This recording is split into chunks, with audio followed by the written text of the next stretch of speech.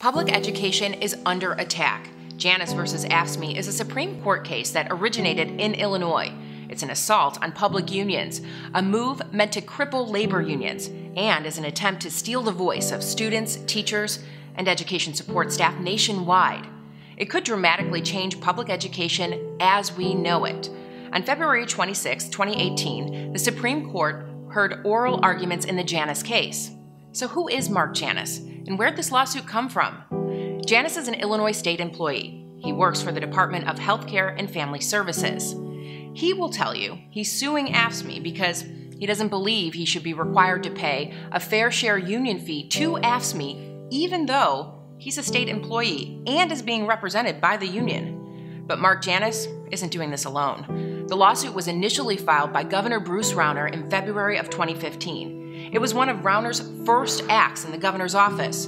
3 months later, in May of 2015, a federal judge ruled that Rauner did not have a right to pursue the lawsuit since he, quote, had no personal interest in the case. But the judge said 3 other plaintiffs, including Marc Janus, could continue to bring the case forward. And that's how Janus versus AFSCME got its start. In June of 2017, Janus and his lawyers filed a document with the Supreme Court asking the court to take up the case. Late last fall, Governor Rauner told the Chicago Tribune editorial board the Janus case could give him, quote, transformative wins over organized labor. But it doesn't end with our billionaire governor, Bruce Rauner. The right-wing support for this case is extensive, and it spans 20 years. The New York Times uncovered a tangled web of big names, big money, and big donors behind this case, including the Illinois Policy Institute, Illinois industrialist Richard Uihlein, and the Federalist Society. It's clear from the Janus case's origins that special interests and big money are behind the attack on public unions and public education.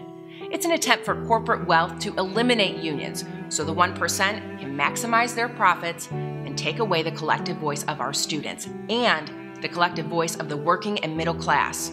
The truth is, our opponents are after money. Public education is the last great frontier for big corporations to make more money by taking over our public schools. We are powerful. That's another reason we're a target. Education unions represent 7 out of 10 teachers nationwide. And over the years, our membership at the Illinois Education Association has steadily grown. We are now 135,000 strong. Our members' voices are being heard all over the state. And now, the conservative right is trying to silence us. The IEA is growing while private sector union membership is declining. We are now the target. They are trying to take away our voice, lower your pay, reduce your health care, and take away your retirement. No matter what the Supreme Court decides, this is an opportunity to help us grow and build a stronger IEA. We will use this case as a further catalyst to go back to our organizing roots, back to what we were founded on, the kind of grassroots advocacy that helped pave the way for significant legislative and legal victories. We know we can handle this. We know we can continue to move forward. Let's make it happen. We know we are stronger united.